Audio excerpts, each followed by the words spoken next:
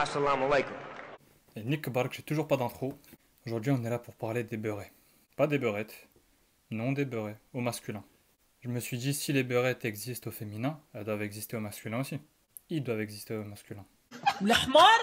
J'ai demandé à ma communauté, selon eux, quels critères, quelles caractéristiques, quels traits caractériels ou comportemental fait d'une femme une beurette. Donc j'ai mon petit calepin comme un youtubeur modèle. Et voilà ce qu'on m'a répondu. Donc il faut que ce soit une femme maghrébine.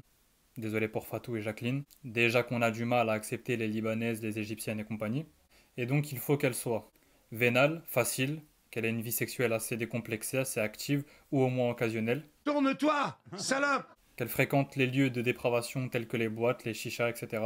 Qu'elle soit occidentalisée dans une forme de déni de culture, de tradition, donc de l'héritage de valeurs qu'on lui a transmis. Qu'elle soit ostentatoire, maquillée à outrance, ce qui lui donne cette couleur caractéristique de ce mammifère très orangé. Qu'elle soit impudique et provocatrice, matérialiste, irrespectueuse et pour le métissage. Le black. Pro-métissage, etc. Les beurettes à Khel, on les connaît. En plus, avec les Renault, tu peux avoir des dysmées. Hein. Donc, calcul très simple, je me suis dit, il suffit techniquement, étant donné qu'on est dans un état de parité, homme-femme, égalité des sexes et tout, de prendre ces caractéristiques, de les juxtaposer sur les hommes pour voir ce qui ferait d'un homme maghrébin un beuret si jamais il réunissait au moins deux de ces caractéristiques qui viennent d'être citées.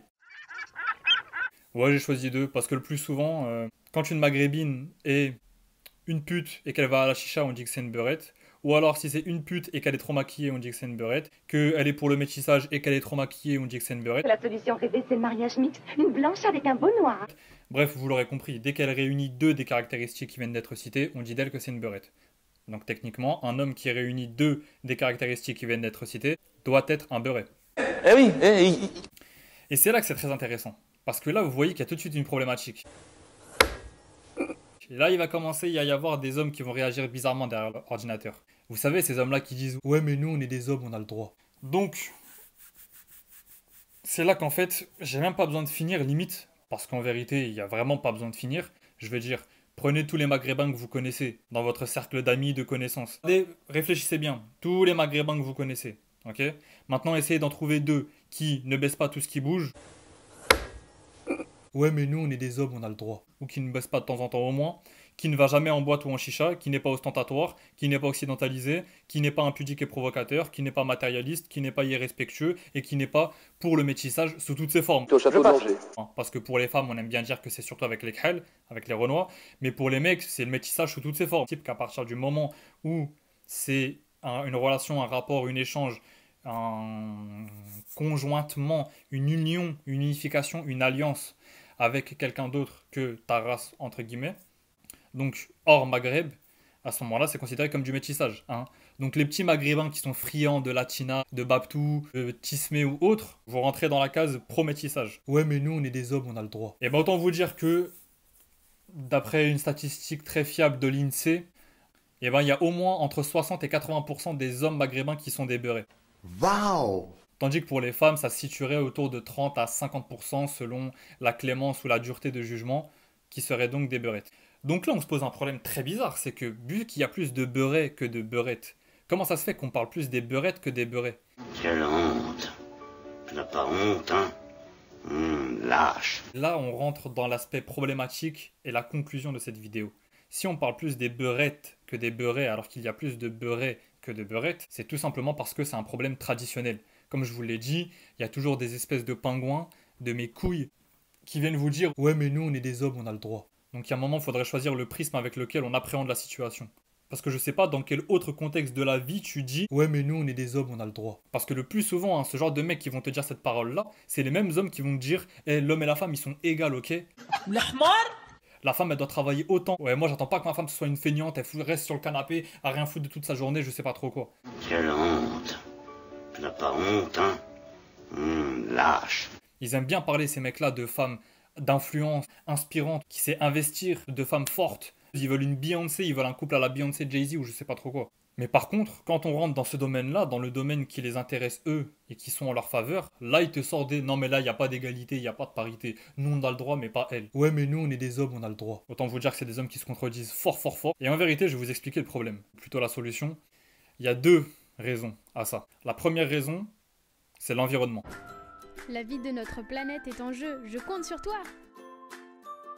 Parce que vous le vouliez ou non, quand nous, des Maghrébins, qui avons une éducation, un système de valeurs, de conception des choses qui nous a été légué directement par nos parents, qui nous ont éduqués d'une certaine manière, qui nous ont appris ça c'est bien Oldé, ça c'est pas bien Bunty, bref qu'on a des valeurs qui sont basées sur la conception maghrébine, mais qu'on vit dans un environnement, dans un contexte français, occidental, qui, que vous le vouliez ou non, et je suis désolé pour les Français et les Occidentaux si vous considérez que c'est une insulte, est un contexte de dépravation, de perversité, de liberté totale. Ils vous le diront eux-mêmes que c'est ce qu'ils veulent, la liberté totale, dans toutes ses formes et avec tout ce qu'elle implique. Alors forcément, il y a... combat. Il y a conflit. Ça peut pas aller, l'un ne peut pas aller avec l'autre. Et il est là le problème de ces mecs-là. C'est qu'en fait, ces hommes-là, je parle des hommes, vous allez comprendre pourquoi dans la deuxième raison. C'est que c'est des hommes qui veulent le beurre et l'argent du beurre. Et la beurrette dans cette situation d'ailleurs. Ils veulent les avantages qu'offre la France. La CMU. Le monde, Chico. Le travail. Le monde, Chico. La sécurité. Le monde, Chico. La stabilité. Le monde, Chico. Bref, tout ce que la France offre comme qualité de vie, etc. Mais ils veulent pas prendre les inconvénients qui vont avec. Par exemple que cette société française est libertine et donc qu'elle va influencer forcément en mal, selon la conception, nous, maghrébins, qu'on a de ce qui est bien et mal, les gens qui la composent. Je vous donne un exemple tout bête, précis, clair pour que vous puissiez comprendre. Chez nous, une femme qui couche avant le mariage, c'est aïb comme on dit. C'est la honte, c'est immonde, c'est sale, c'est impur. Alors qu'en France, c'est tout à fait normal. Et il faut encourager même avec la contraception dans les lycées, etc. L'éducation sexuelle de plus en plus jeune. Maintenant, on parle de maternelle ou de primaire, je ne sais pas trop quoi. Au contraire, on nous pousse dans ce sens-là. Et je pense même que l'État peut punir les parents qui puniraient un enfant de faire quelque chose qui est immoral selon leur conception des choses, parce qu'en France, ce n'est pas considéré comme immoral. Donc au bout d'un moment, les mecs, il faudra choisir. Ou vous prenez les qualités et les défauts qui vont avec la France, les qualités que ça offre en termes de niveau de vie, mais aussi les défauts que ça offre moralement parlant, ou alors, il faut retourner au bled. Vous pouvez croire que c'est une blague, mais c'est la vérité. C'est la vérité. Parce que au bled, je parle pour l'Algérie personnellement, si vous voulez, on parlera de la Tunisie, du Maroc dans d'autres vidéos, faites-le moi savoir si vous en avez envie. Mais en Algérie, combien il est le taux de beurette en Algérie? Il y en a combien? Parce que, pour faire simple, une beurette, en vérité, pour résumer, c'est une pute maghrébine en fait. Et là, je sais, dans les commentaires, il va y avoir les blédards. Il faut pas croire, il y en a aussi beaucoup chez nous dans les universités. Eh, c'est bon, ça va. C'est la vérité. Arrêtez de vous enflammer parce que vous avez vu une meuf qui a mis un string une fois. Bref, dans tous les cas, proportionnellement parlant, en termes de pourcentage, il y a toujours beaucoup moins de meufs qui tournent mal qu'en France. C'est un fait. C'est vérifiable de A à Z et démontré, quoi. Hein? Et ça, c'est parce que l'environnement dans lequel on vit nous influence d'une manière ou d'une autre. C'est comme si je vous disais, vous êtes dans une baignoire plein de merde. J'ai fait un caca comme ça. Et vous voulez rester propre, alors que vous pataugez dedans. Mais vous allez jamais rester propre. T'as beau patauger, faire ce que t'as envie. Et ben c'est pareil. Ça, c'est le premier problème. Deuxième problème, c'est que si vous voulez des femmes comme nos grands-mères, il faut qu'on soit des hommes comme nos grands-pères. Un salopard. Une grosse salopard. Ça fait phrase Facebook bateau, mais c'est la vérité, Khawa. C'est la vérité. Est-ce que vous pensez que nos grands-pères, Hamid et Rachid, ils allaient gérer nos grands-mères Khadija et Aïcha à la sortie du village, leur demander leur snap, leur proposer d'aller à la chicha? Vous allez dire ça n'existait pas à leur époque. Oui, bah oui, c'est comme ça. Plus on avance dans le temps, plus tout devient facile. Il faut vivre avec son temps, t'as pas le choix. Les nostalgiques de c'était mieux avant, vous servez à rien, à part vous plaindre. Des vrais Français, ceux-là d'ailleurs. Vous êtes tous des Français de merde.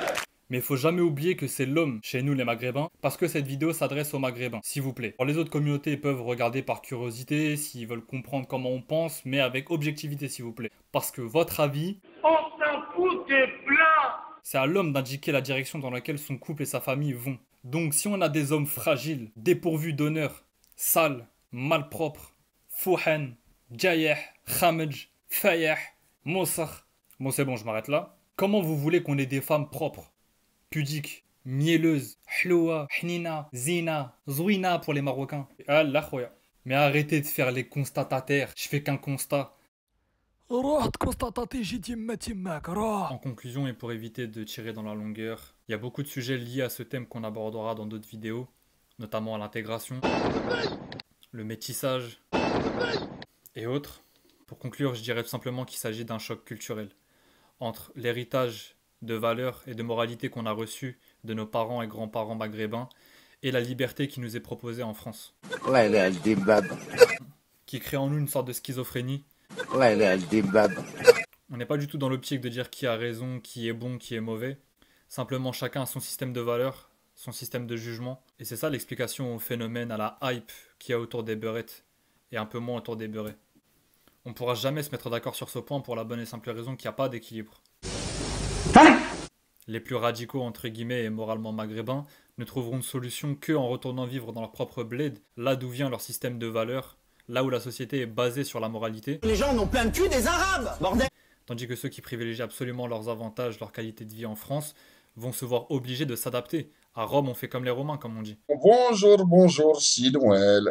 Vous pouvez pas venir en France et forcer les gens à penser comme vous, on vous a appris à penser. On peut pas prendre le beurre, l'argent du beurre et les beurrettes. Il faut choisir au bout d'un moment. Et tout comme vous êtes reconnaissant envers la France pour tout le bien qu'elle vous apporte, vous pouvez pas être ingrat envers elle et lui faire ce coup de couteau dans le dos en vous communautarisant, en faisant exprès de créer des cercles fermés qui ne contiennent que la mentalité maghrébine, les maghrébins, etc. Parce qu'en soi, pour cette société qui vous aide tant et qui contribue tant à votre bien-être, c'est un cancer. Vous êtes en train de la tuer de l'intérieur en faisant ça. Parce que justement, cette société se base sur la force, les richesses de chacun. Et c'est pour ça qu'elle est cosmopolite, justement. Parce qu'elle sait qu'il y a une force à tirer. Donc, au bout d'un moment, il faut choisir. Et ce choix ne fera pas plaisir aux concernés, parce que pour eux, c'est un dilemme. Ils ont toujours fait en sorte de concilier entre les deux. Et c'est de là qu'est né le phénomène de la beurette. Parce qu'ils acceptent de concilier, de faire des concessions sur certaines choses, mais pas sur d'autres. Voilà, j'espère que cette vidéo vous aura plu. N'hésitez pas s'il y a d'autres thèmes que vous voulez me voir aborder à laisser des commentaires. Pouce bleu, abonnez-vous, je m'en bats les couilles, faites votre vie. Et je m'en bats les couilles. Mettez des pouces rouges, vous abonnez. Et je m'en bats les couilles. Ça m'encouragerait trop à faire ce sous-métier. Ajoutez-moi sur Snap et sur Insta. Il vaut mieux m'avoir sur Snap et sur Insta, croyez-moi. Et Nick Ball, j'ai pas d'outro.